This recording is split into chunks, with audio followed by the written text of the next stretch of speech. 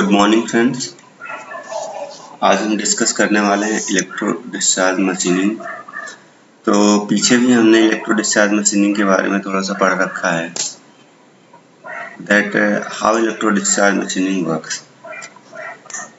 Electro discharge machining की अगर हम बात करें तो ये नॉन ट्रेडिशनल प्रोसेस है, या आप कह सकते हैं अनकन्वेंशनल मशीनिंग प्रोसेस है। यहाँ पे हम क्या करते हैं, इलेक्ट्रिकल एनर्जी का यूज़ करके इलेक्ट्रिकल एनर्जी को हम थर्मल एनर्जी में कन्वर्ट करते हैं, और with the help of spark जो कि जनरेट होता है due to potential difference between the tool and the work piece, उसकी हेल्प से हम मटेरियल रिमूवल करते हैं। मेनली हम पीटीएम का यूज़ करते हैं उन मटेरियल्स के लिए जिनकी हार्डनेस काफ़ी अच्छी होती है, या फिर आप कह सकते हैं कि जिनको with the help of conventional machining process machine करना बहुत टफ है। ओके, अगर हमें कुछ स्पेशल टाइप की ज्योमेट्रीज को या डिफिकल्ट ज्योमेट्रीज को या कुछ स्मॉल बैचेस में भी अगर हमको काम करना है तो उसके लिए भी हमारा जो ईडीएम प्रोसेस है काफ़ी अच्छा है। But we should know that we can only machine the conductive materials in the EDM. अगर हम मेजर कंपोनेंट्स की बात करें ईडीएम के, तो आप देख सकते हैं पावर सप्लाई पहला हो गया हमारा, workpiece and tool, then after dielectric medium and after that servo control. Servo control जो हमारा है ये पार्ट, ये टूल के फीड को गवर्न करेगा। ओके, ये टूल फीड को गवर्न करेगा, ठीक है। अब डाइलेक्ट्रिक फ्लूइड जो है मीडियम प्रोवाइड करेगा,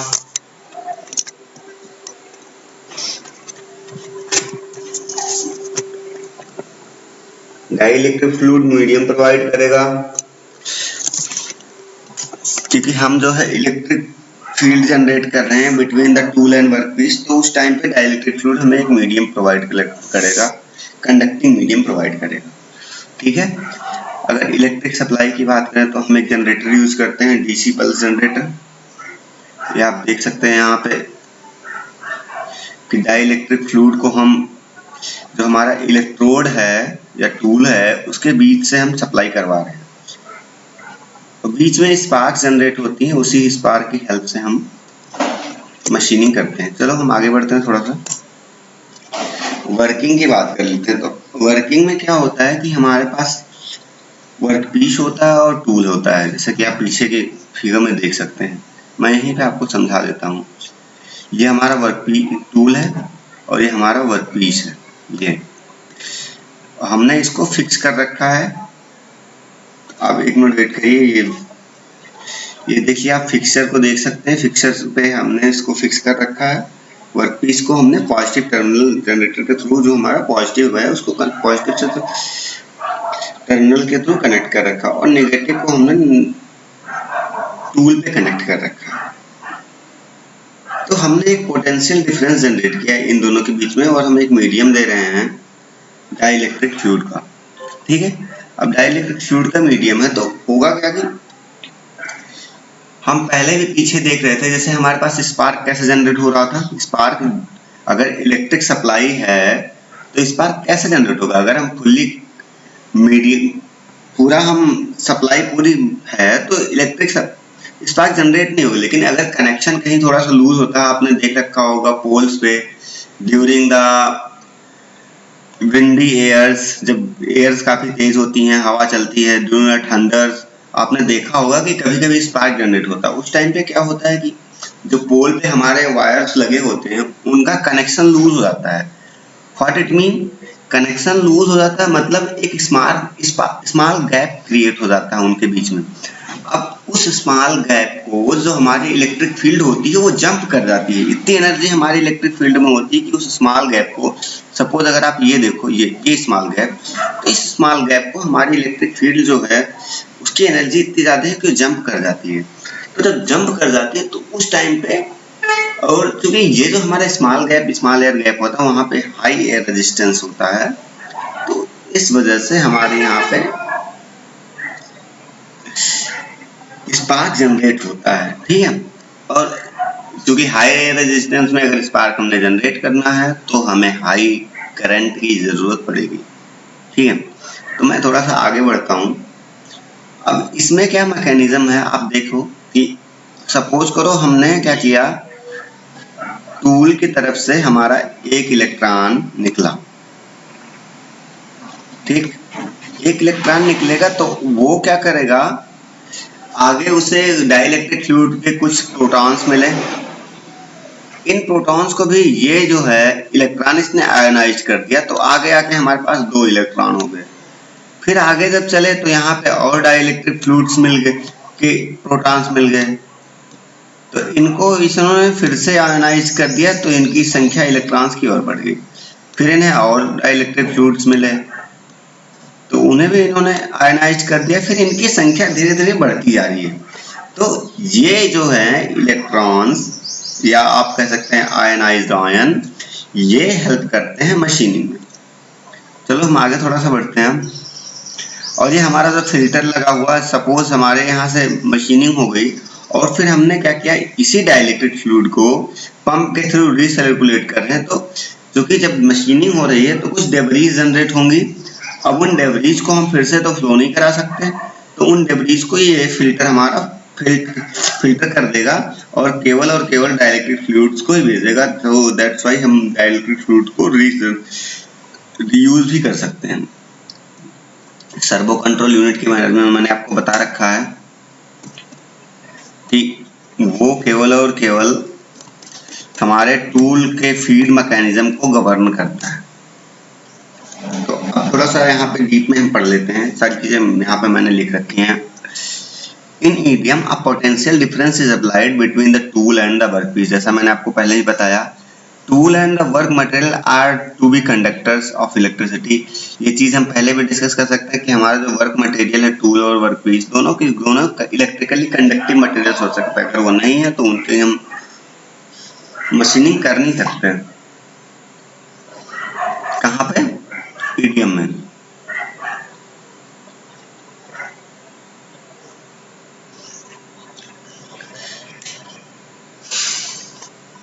अगर डाइलेक्ट्रिक फ्लूइड की बात करें तो डाइलेक्ट्रिक फ्लूइड कौन सा हम यूज कर रहे हैं? डाइलेक्ट्रिक फ्लूइड हम यूज कर रहे हैं या तो केरोसिन हो जाए या फिर हमारा डीआयोनाइज्ड वाटर। बट जो भी हो वो हमें क्या चाहिए, हमारा प्रोसेस जो होना चाहिए वो जो हमारा डाइलेक्ट्रिक मटेरियल है वो होना चाहिए इलेक्ट्रिक कंडक्टिव। और डाइलेक्ट्रिक है तो इलेक्ट्रिकली कंडक्टिव जो होगा ये, सॉरी। उसके बाद में हम टूल और वर्कपीस के बीच में एक गैप मेंटेन करते हैं। आप इसको स्टैंड ऑफ डिस्टेंस भी कह सकते हैं, कई जगहों पे इसे स्टैंड ऑफ डिस्टेंस भी कहा गया है। और ये जो गैप है वो डिपेंड्स करता है how strong is your electric field. उसी के बिहाफ पे हम इलेक्ट्रिक जो हमारा गैप है उसको हम रखते हैं। Depending upon the applied potential difference the gap between the tool and workpiece and electric field would be established. ठीक है, अब आगे चलते हैं। टूल को हम नेगेटिव टर्मिनल से कनेक्ट कर देते हैं और वर्कपीस को हम पॉजिटिव टर्मिनल से कनेक्ट कर देते हैं।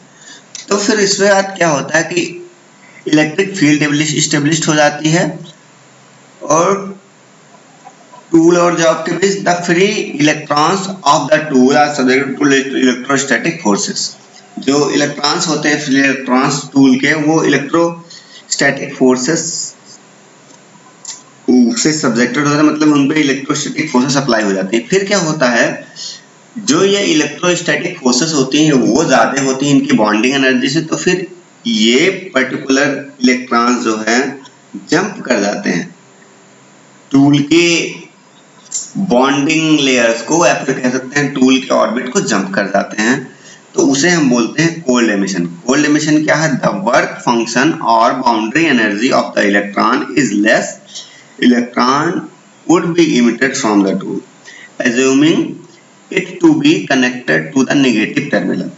मैं वही कह रहा था कि टूल से इलेक्ट्रॉन्स क्या करेंगे, जंप कर जाएंगे। क्यों? क्योंकि जो उनकी बॉन्डिंग एनर्जी होगी ऑर्बिट में, जैसे उन्हें बॉन्ड कर रखा गया है, तो जो ये इलेक्ट्रोस्टैटिक फोर्सेस अप्लाई हो रहे हैं उन पे, तो वो काफी अच्छा तो वो जो है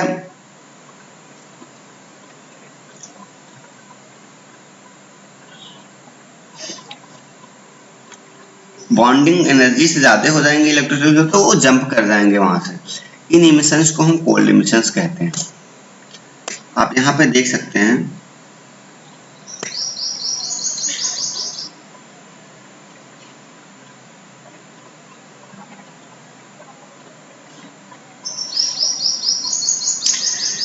कि ये हमारा टूल है, ये निगेटिव है,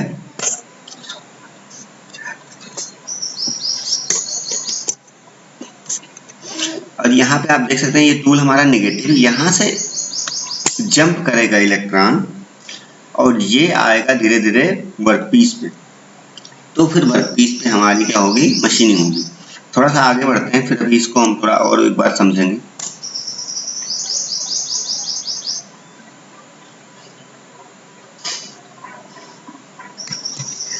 ये जो कोल्ड इमिटेड इलेक्ट्रॉन्स हैं, ये क्या होते हैं, जॉब की तरफ जाते हैं। जब ये जॉब की तरफ जाते हैं तो मैंने आपको पहले बताया कि डाइलेक्ट्रिक मीडियम से ये वेलोसिटी और एनर्जी गेन करते हैं।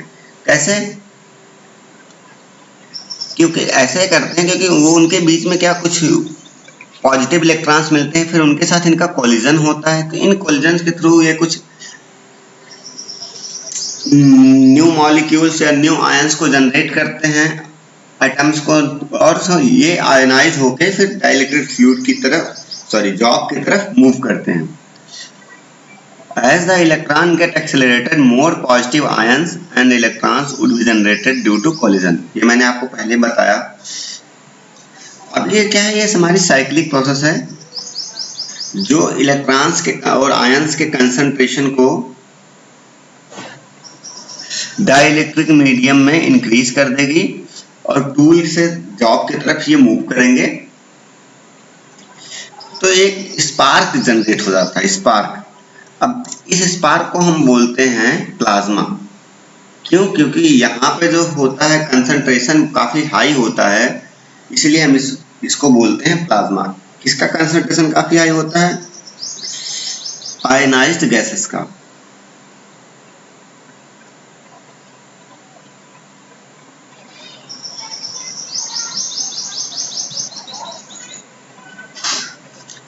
सपोज अब मैं बता रहा हूं आपको, आप यहाँ पे देखिए ये नेगेटिव पार्टिकल्स हैं हमारे, ये मूव किए, फिर यहाँ पे इन्हें पॉजिटिव आयंस मिला, ये जो ब्लैक वाला है, तो इसको इन्होंने आयनाइज कर दिया और ये एक नेगेटिव पार्टिकल्स आ रहा था इलेक्ट्रॉन, अब यहाँ पे 2 हो गए नेगेटिव पार्टिकल्स, देख सकते हैं आप। फिर आगे आके ये 3 हो गए, तो ये धीरे धीरे ये इंक्रीज कर रहे हैं। कैसे कैसे? आयनाइज करते जा रहे हैं, ये पॉजिटिव पार्टिकल्स को आयनाइज ड्यू टू कॉलिजन, ये आयनाइज कर रहे हैं और कुछ जनरेट कर रहे हैं पॉजिटिव आयंस को, नेगेटिव आयंस को, तो ये धीरे धीरे इंक्रीज कर रहे हैं। आप यहाँ पे देख सकते हैं डाइलेक्ट्रिक फ्लूइड का फ्लो इस साइड में है, तो ये जो पूरी लेयर है इसको हम बोलेंगे प्लाज्मा। ये पूरी लेयर प्लाज्मा हो जाएगी।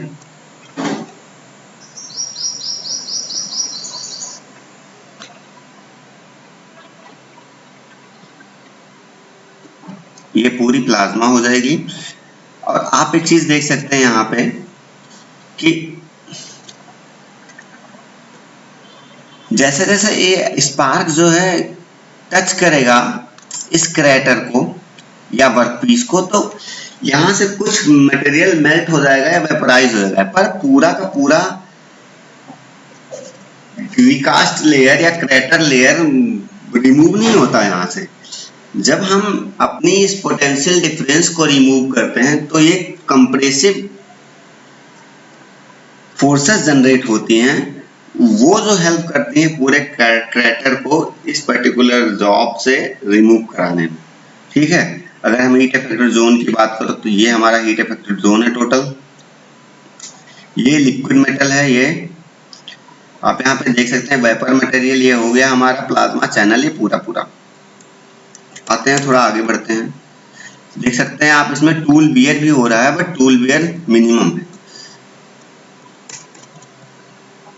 So if anybody saying to you that there is no tool wear in unconventional manufacturing processes, then this is wrong.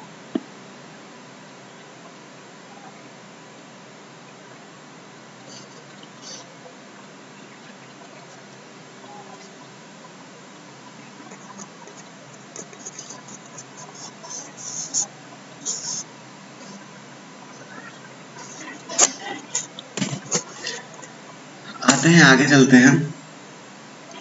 अब थोड़ा सा मैं वर्किंग कंडीशंस को जो यहाँ पे लैंग्वेज में लिखी हूँ मैं उस लैंग्वेज में आपको समझा दूँ, क्योंकि पहले तो मैं सारी चीज़ें आपको समझा चुका हूँ, तो एक प्रॉपर वे में भी देख लेते हैं। Electrical resistance of such plasma channel would be very less. जो रेजिस्टेंस होगा प्लाज्मा चैनल में कम होगा, तो इसकी हेल्प से जितना रेजिस्टेंस कम होगा उतनी ही हाई वेलोसिटी और स्पीड से जो इलेक्ट्रॉन्स और पॉजिटिव आयंस है वो जॉब की तरफ मूव कर पाएंगे।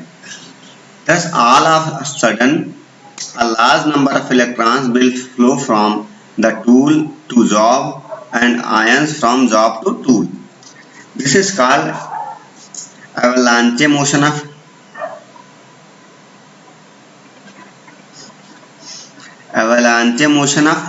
electron. Such movement of electrons and ions can be visually seen as a spark.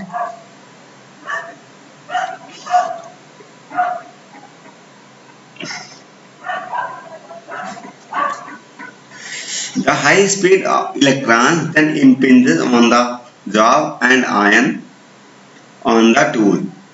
The kinetic energy of electron and ion on impact with the surface of the job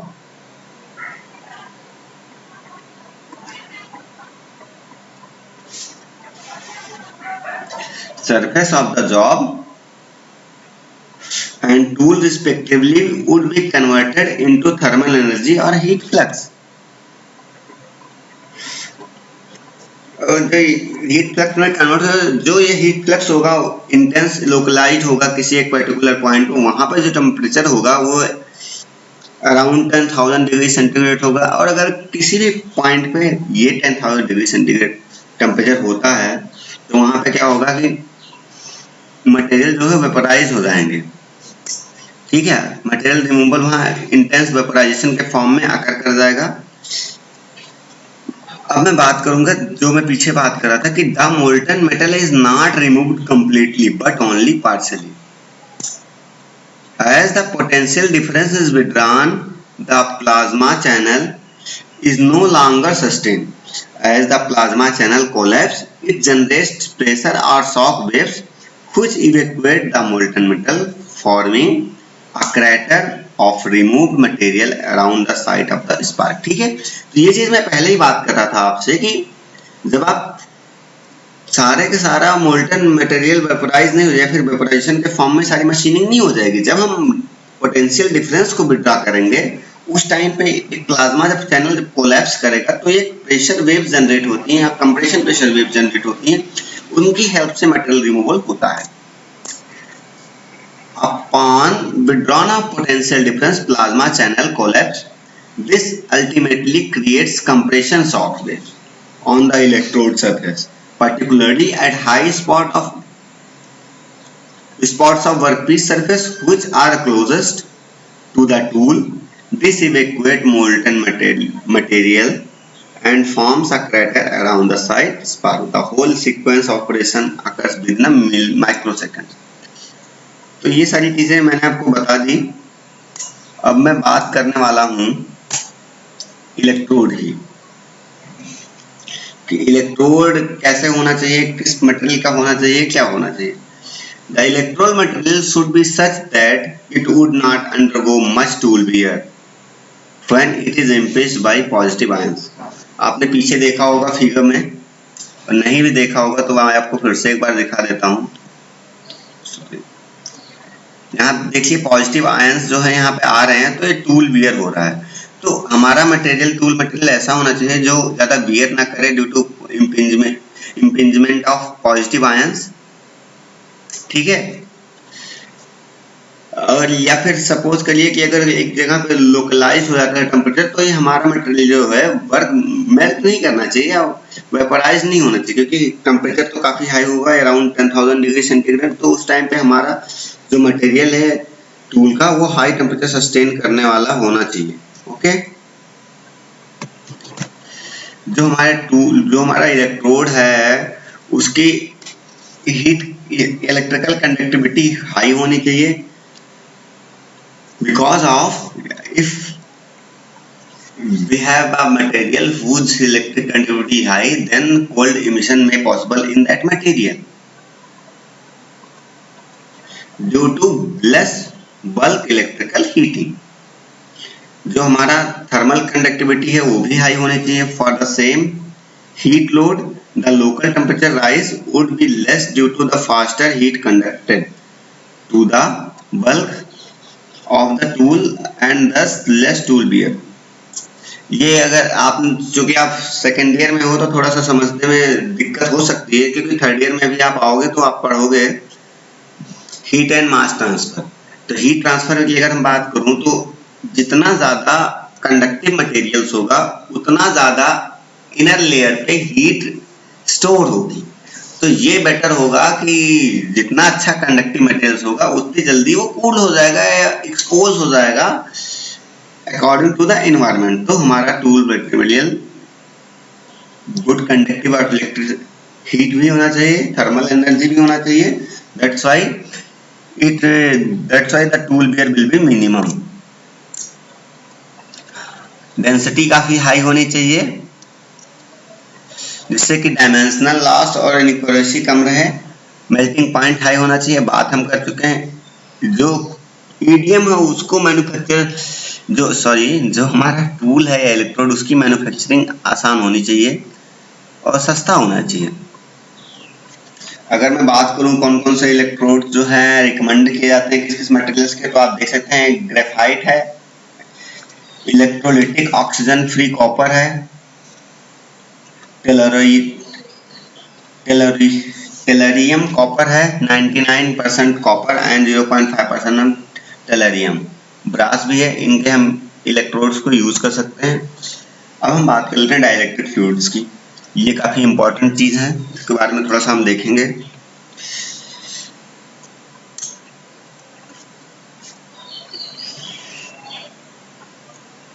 आपको जैसे पता है कि material removal thermal evaporation और melting के through होता है। तो ऐसे में क्या है,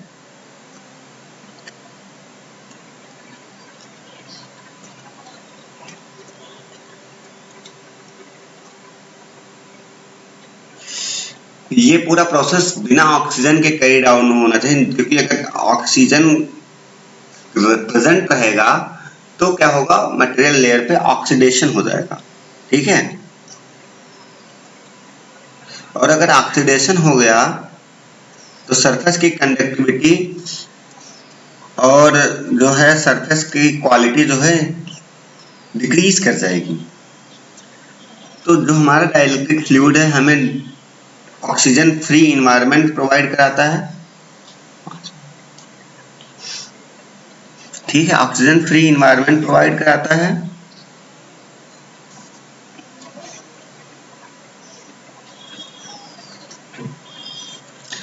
और एक स्ट्रॉन्ग डाइलेक्ट्रिक रेजिस्टेंस भी हमें प्रोवाइड करता है, जिससे कि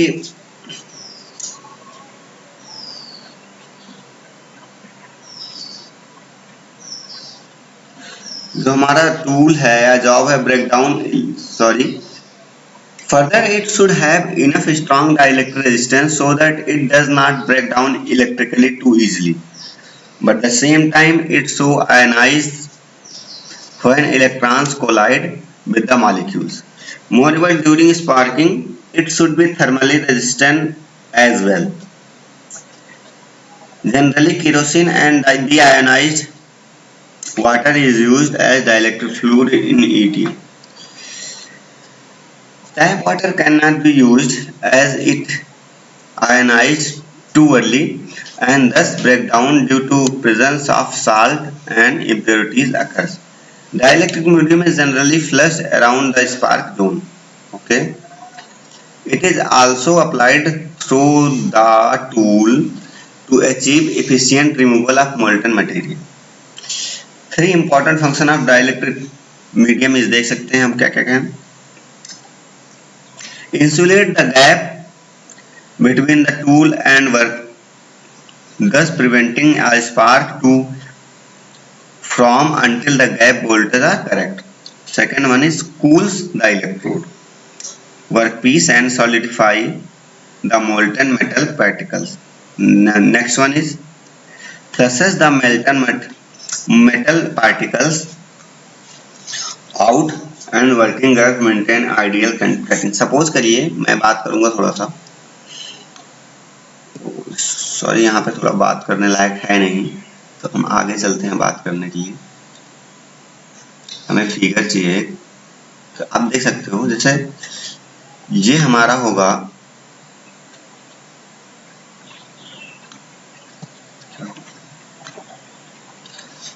ये हमारा वर्क पीस है, और सपोज करो ये टूल है, तो टूल में से हम फ्लो कराएंगे डाइलेक्ट्रिक फ्लूइड को। तो जैसे यहाँ पे वर्क पीस होगा, तो जैसे जैसे मशीनिंग होगी तो यहाँ पे डेब्रीज जनरेट होता है, तो डेब्रीज से फ्लश कर देता है यहाँ से डेब्रीज को। ये वेलोसिटी काफी हाई वेलोसिटी से आता है, तो यहाँ से जो सारी डेब्रीज होगी यहाँ से फ्लश कर देगा। तो ये जो प्रॉपर गैप रहता है ना पहले से, वो मेंटेन रहेगा टूल और वर्क पीस के बीच में, जो कि आइडियल कंडीशन के लिए जरूरी है और मशीनिंग उसी में प्रॉपर हो पाएगी। सपोज कटिंग हुई या फिर आपने ड्रिलिंग की, तो ड्रिलिंग की तो वहां पे डेब्रीज रहती हैं, उनको जब तक आप हटाएंगे नहीं तो कैसे कर पाएंगे नेक्स्ट पोर्शन में ड्रिलिंग। इसीलिए ड्रिल टूल में हेलिकल एंगुलर हेलिक्स बने होते हैं, जिसके थ्रू तुम आपके चिप्स जो फ्लो कर जाते हैं, सेम यही है। हम वहां पे चिप्स को फ्लो तो नहीं करा सकते या डेब्रीज को फ्लो तो नहीं करा सकते, बट हम क्या करेंगे, हम with the high speed dielectric fluid को फ्लो कराएंगे, जिससे कि वो डेब्रीज वहां से फ्लैश हो जाएंगे।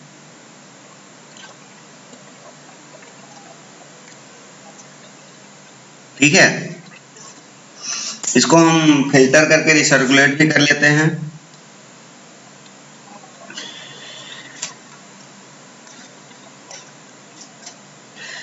अगर हम बात करें केरोसिन की, तो उसको हम कुछ एडिटिव्स के साथ यूज करते हैं, जिससे कि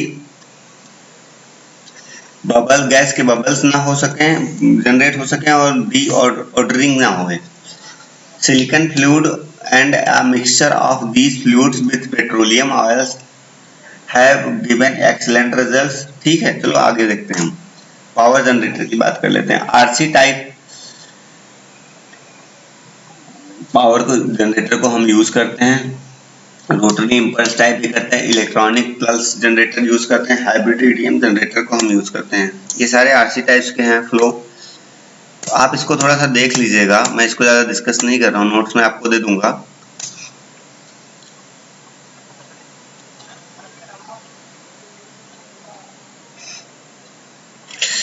पैरामीटर्स अफेक्टिंग ईडीएम, मैं इसकी बात करूंगा। पल्स कैरेक्टरिस्टिक, टूल इलेक्ट्रोड का मटेरियल क्या है, मूवमेंट क्या है, वियर क्या है, workpiece thermal properties, dielectric properties,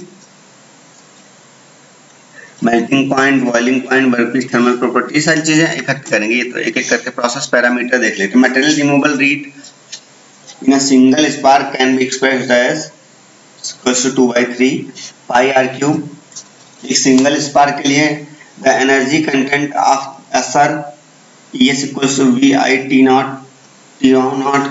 अगर material removal, total material removal rate की बात करें तो इसके लिए एक्सप्रेशन दिया गया है।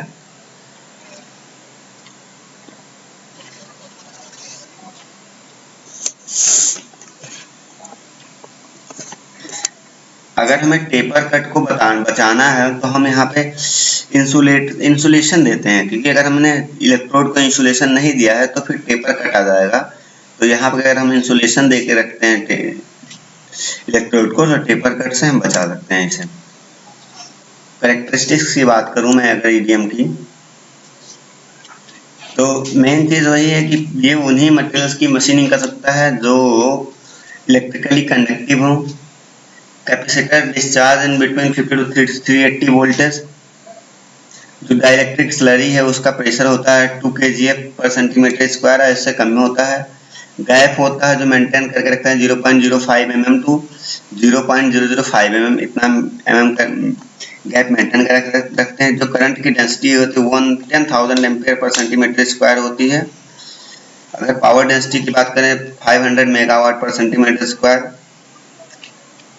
Metal removal depends on the thermal properties rather than it is strong, hard rest कुछ भी हो, लेकिन जो हमारी थर्मल प्रॉपर्टीज होगी उस पर मेटल रिमूवल रेट डिपेंड करेगा। Volume of metal removal removed per spark discharge is typically range of 1/1 lakh, or you can say 1/10,000 per mm cube।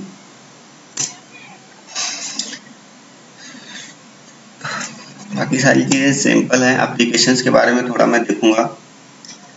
Drilling के लिए कुछ थ्रेडेड कट करना है तो वहां पे यूज करते हैं dielectric workpiece, copper,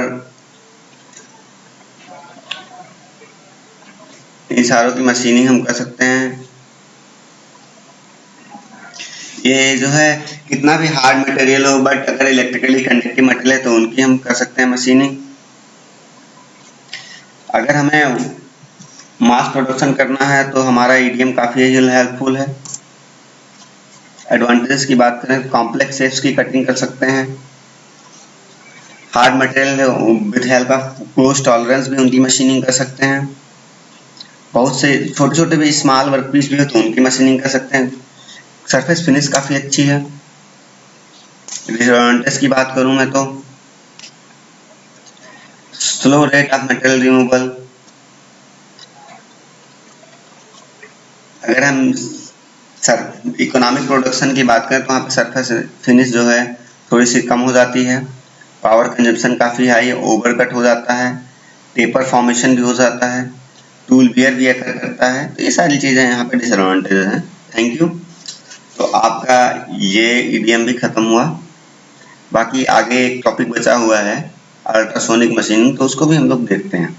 okay, thank you.